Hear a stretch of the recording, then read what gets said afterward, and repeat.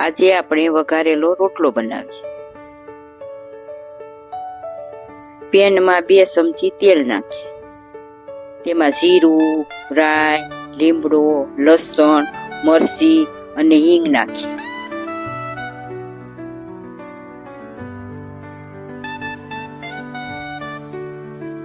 એક બાઉલ કાંદા ટમેટા નાખી હલાવી લઈએ.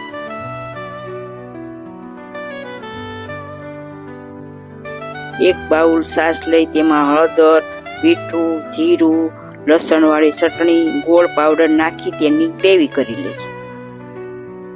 પછી તે ગ્રેવી ફ્રાય કરેલા મસાલામાં નાખીએ. 5 મિનિટ ઉકળવા દઈ પછી તેમાં રોટલો નાખીએ. 2 મિનિટ ઉકળવા દઈએ. તૈયાર છે મારો કાઠિયાવાડી વઘારેલો રોટલો.